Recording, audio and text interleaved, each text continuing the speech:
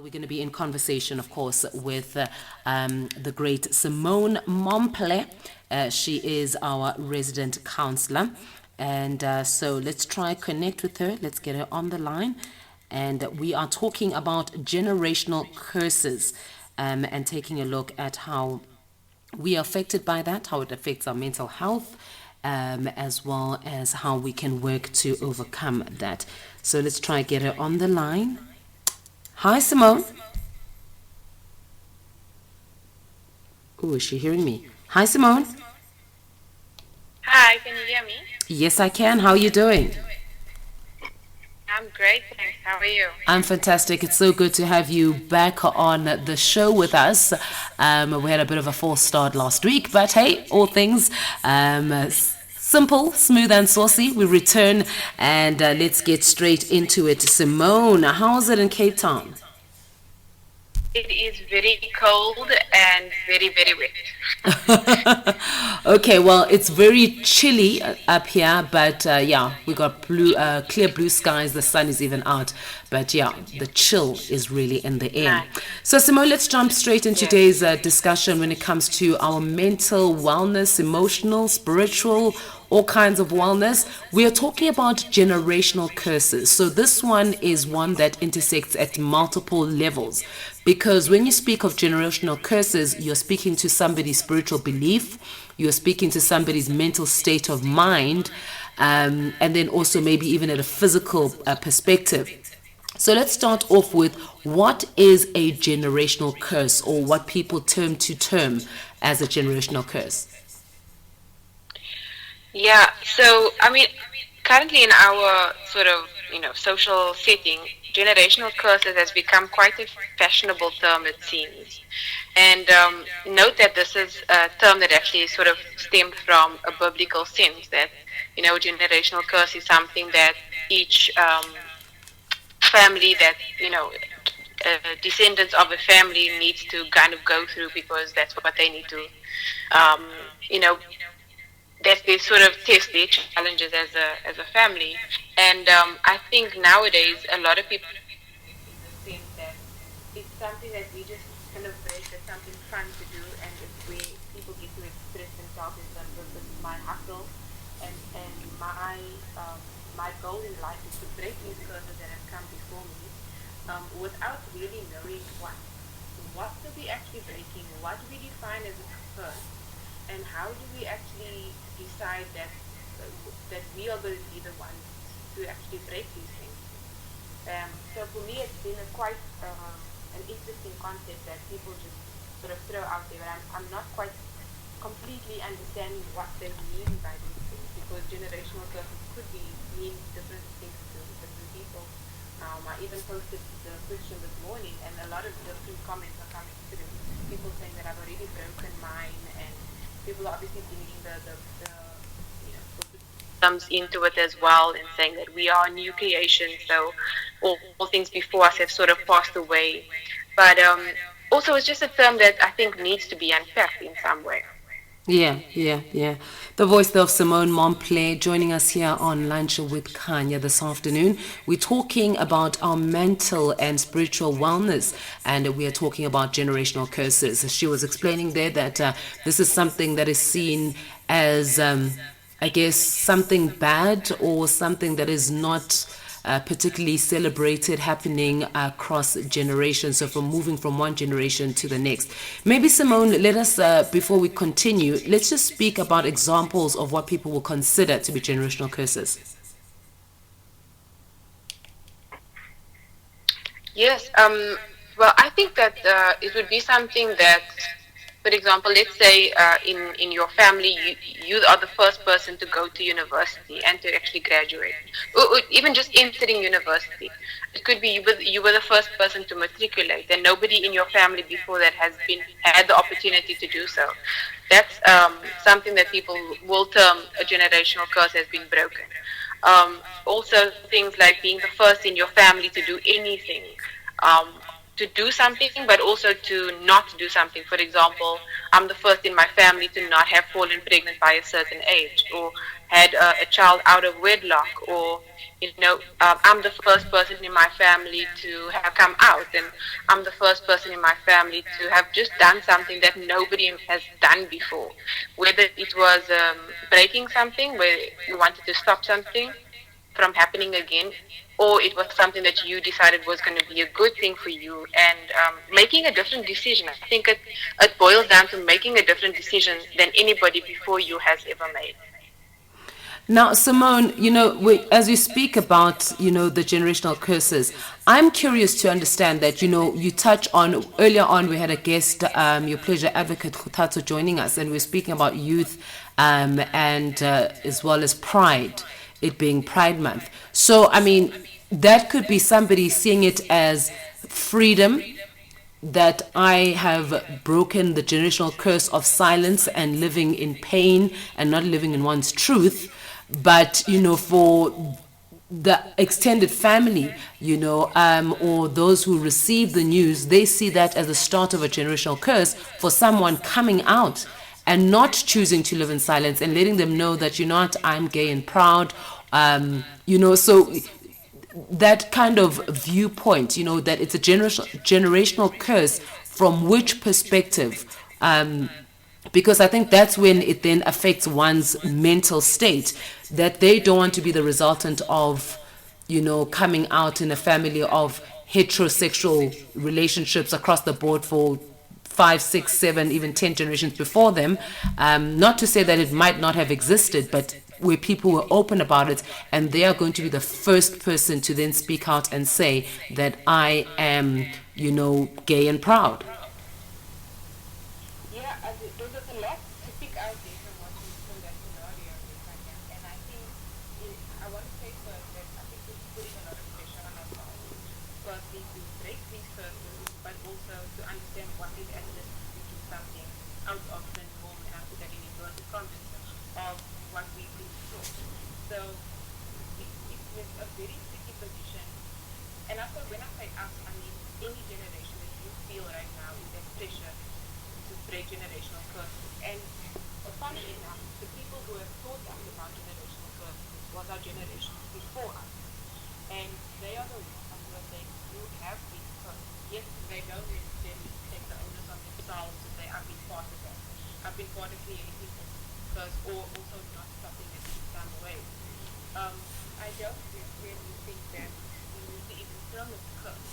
It's different things for different people. It's trauma. Today, when we really refer to what we are talking about, it's a traumatic experience that someone has experienced, and they do not want to take it forth into the next generation. But I want to say that trauma manifests even if you think you are doing everything right. As a parent, as a grandparent, whatever it may be, the trauma can still manifest in somebody if you think that you've done absolutely everything right, because they are at the end of the day going to make a different choice. They're going to live in a different type of. And at the moment, we are living in a space where coming out is okay. There's so much support for you, so much communities out there for you, that you just reach out and some will be there to help and assist.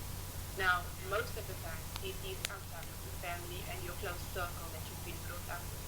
So there's a conflict of, it's okay for me to be who I am, but at the same time, there's so much pressure within my so-called safety, safe space, that I don't know where to turn, what is actually right and what is actually wrong. So that struggle that that person kind of faces is not a generational curse. It's just an experience that they need to sort of work out as what's the best way forward for them in this moment, and not necessarily think about my future generations as a curse that I'm, because your family will tell you that it's a curse, but outside your family they'll tell you that you're breaking a curse. So, it's a very tricky kind of space to find yourself in. And in that moment, you need to silence some of the voices that are affecting the way that you can actually process what's happening with you, and focus on what you need to do to find your own mental health in a safe space. The voice there of Simone Momplé. She joins us all the way from Cape Town on this Wednesday, as we always have these conversations dealing with the various wellness, and we talk with her when it comes to our mental and our today's spiritual health. And today we're talking about generational curses, what these are, and we make mention about maybe perhaps for generations in the family there's been one particular thing that happens at the exact same time over and over, and the breaking of these generational curses, what perhaps the family can see as a generational curse, but the world at large sees it as a breakthrough. Simone, thank you so much for joining us once again. So I want us now to just move on to talking about how generational curses can affect us at a mental level.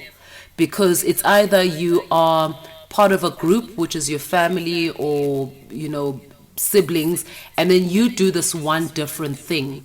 There is something that happens to a lot of people because they want to belong. So subconsciously, maybe they struggle with the breaking of the generational curse or the pressure of wanting to break a generational curse, whether it's seen as a generational curse by themselves, by their family, or by society at large. Yes. So when it comes to that, it sort of puts you in a really tricky position. So if you are the first one to, let's say, complete matric, you finish matric and you're the first one in your entire family to have done so, almost immediately there's this unconscious pressure that's been put on you that you're going to continue doing this now. That one wasn't enough. You need to go further. You need to go and you need to masters, you go to PhD, then you need to be the first one to start a business and not do what the rest of us have done. You need to go out there and you need to go work for the big man or whatever it may be. It's almost sometimes I feel the family that decides what it is that you should go out and do next. And there's this unconscious pressure that you have that pushes you into these positions that you need to keep breaking things all the time. But there's been no guidance, no paved way for you to understand what it is that I need to do. Now, on the one hand, that can be very liberating because you get to decide how you want to do things and how you want to go out there. But at the same time, the very people who's telling us break those generational curses are the same people telling us how to do that.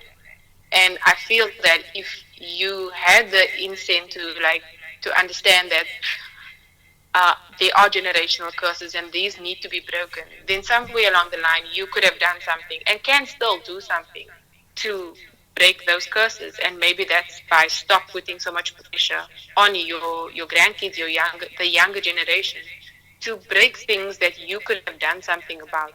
Because that could, as you said, start a new cycle that will put a whole new traumatic experience on us, that will say maybe there's certain things in our mental health that we're not able to deal with because we're going to be constantly hustling every single day, all the time, because we need to constantly break things that weren't even, maybe some of them are not even actually something that they want. They just want to experiment with you and see if you can do something. And I feel like that's a lot of, it's very unfair. It's very tricky because on the one hand, the families do want to push you to go and do something else that's new.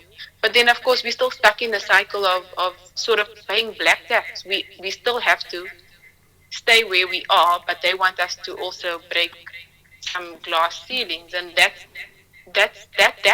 in itself is a traumatic cycle that's starting by saying, go out there, but don't leave us behind. The voice there of Simone Momplé, we're talking generational curses. Now, Simone, as you were speaking, I got to thinking, what also determines what is a curse? Do you know what I mean? Because some things could just be that it's the way that the world is at that time. So maybe we're at a point where an aunt or uncle hasn't been employed for a couple of years, and then we see that there's a younger person who's in their early 20s, they haven't been able to get employment.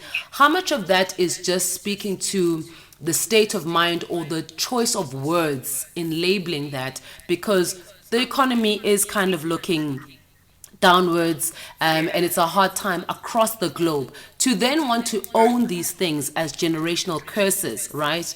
And I mean, so that's my one question. What, how important is the language? And also another example. So you spoke about pregnancy. Is it not important rather to take a step back and say, what is it about if my grandmother was pregnant at 16, my mother was pregnant at 16, and now I've got the pressure or the fear of finding out that I could be pregnant at 16 or that I must not get pregnant at 16, because still being pregnant at 17 or 15 is pretty much in the same area. But how much of that and the wording around it and the articulating of it as a generational curse in itself places that in someone's mind and they find themselves, acting out in that way? I know that a lot of time they say that, it's not about what you say, but your actions. So when kids act out the same way that their generations before them did, is that a generational curse or is that just a mental thing of how the mind works? Yeah, that I think you encapsulated it really well there. That's a very good way of putting it. Firstly, in the terms of the language, I think that as I said, it's very easy to just throw around, oh, that's generational curse, and just point out whatever you think has happened in your family, but it might not even be that. I think it's two things here. It's one is the traumatic cycle that I spoke about. So there's certain trauma that has been left in the family untouched, almost like a Pandora's box, and we've just left it there, and we think that it's our job to open the box and then also to deal with whatever's going to come out. We don't even know what's there.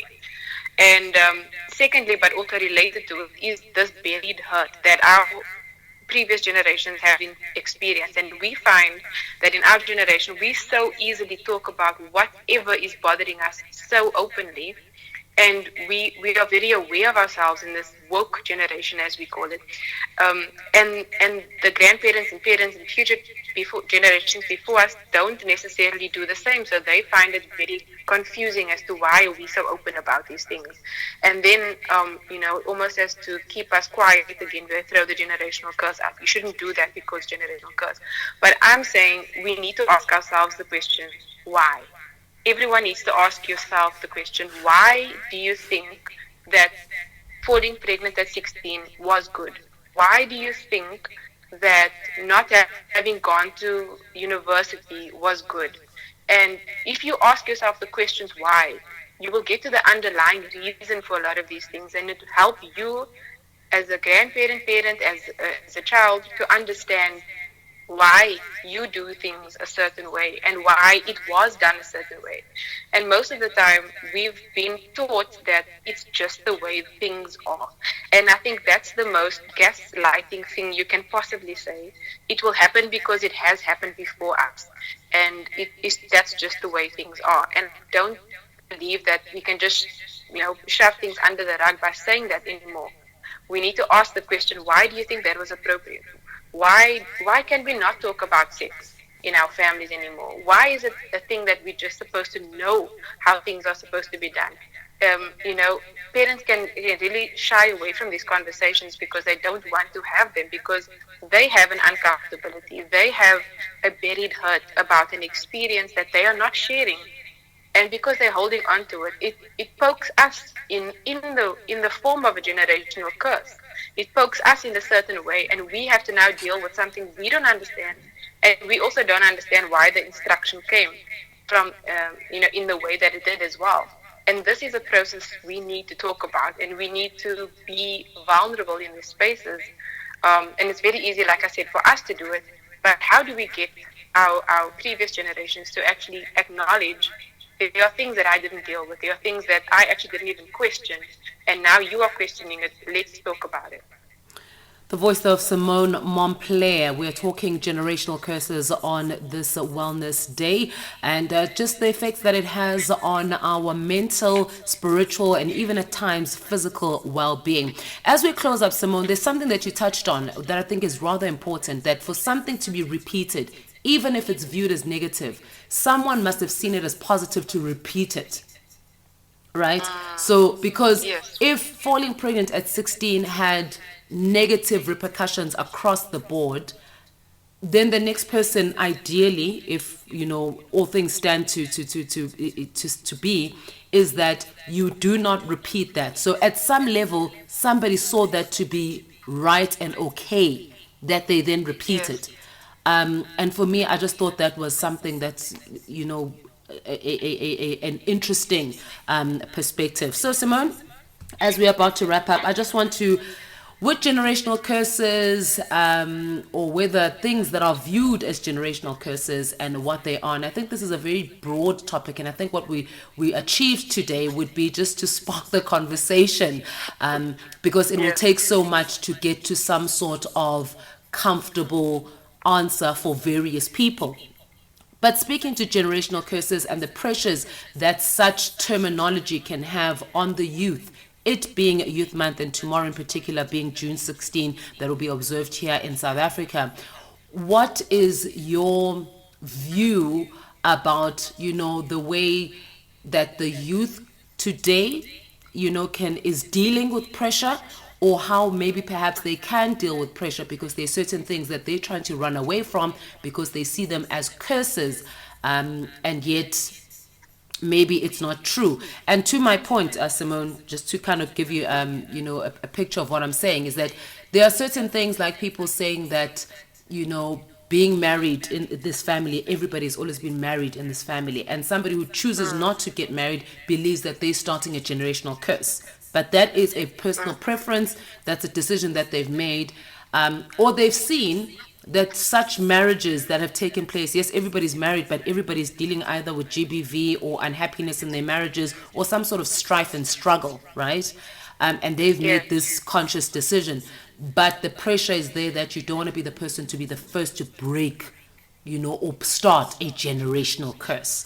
So I'm asking, in the background of that kind of situation, what do you think the pressures are that the Mm. youth face today, and how they can handle them, or how they've best handled some of the pressure that they deal with?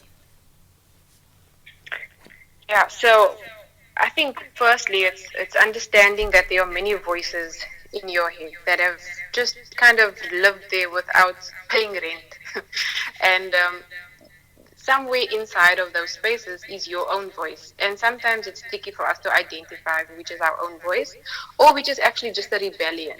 So just because just because everybody has been married in my family, am I doing it out of spite, or am I doing it for a reason that I honestly believe these are my reasons for not doing it, or am I just doing it because I don't want to end up like them? And so when you unpack these things for yourself, you listen to your own voice, and you have to be honest with yourself in these things.